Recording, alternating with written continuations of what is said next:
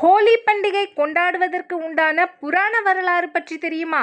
தீமை எனும் கருமையிருளை போக்கி நன்மை எனும் வண்ணமயமான வாழ்க்கையை உலகில் பரவ செய்ய ஹோலி பண்டிகை கொண்டாடுறோம். அதற்கான வரலாறு இதுதான். சிறுவன் பிரகலாதன் விஷ்ணுவின் தீவிர பக்தன். அவனுடைய தந்தை ஹிரண்யகசிபு உலகமே தன்னை தான் வணங்க வேண்டும்னு நினைக்கிறான். உலகத்தையே கொடுமைப்படுத்தி தன்னை மட்டுமே வணங்க வைக்கிறான். ஆனா அவனுடைய மகன் பிரகலாதன் தன் தந்தையை வணங்க மறுக்கிறான். விஷ்ணுவின் பக்தனான பிரகலாதன் விஷ்ணுவை மட்டும்தான் வணங்குறான். இதனால கோபமடைந்த பிரகலாதனின் தந்தை ஹிரண்யகசிபு பிரகலாதனை கொல்ல முயற்சி செய்கிறான். பல முயற்சிகள் செய்தும் தன் மகன் பிரகலாதனை ஹிரண்யகசிபுவால் கொல்ல முடியல. அதனால தன் அக்கா ஹோலிகாவின் உதவியோட பிரகலாதனை கொல்ல முற்படுறா ஹிரண்யன். தீயால் தாக்கப்படாத வகையில் உள்ள ஆடையை தன் அக்காவை அணிய செய்து பிரகலாதனை ஹோலிகா மடியில் உட்கார வச்சு தீ மூட்டி விடுறான். ஆனால் விஷ்ணு பகவானின் ஆசையினால் ஹோலிகா எரிஞ்சு போறாங்க. பிரகலாதன் பொழைச்சிடுறான். ஹோலிகா எனும் தீமையை அழித்து பிரகலாதன் எனும் நன்மையை பெற்ற நாள்தான் ஹோலி பண்டிகை.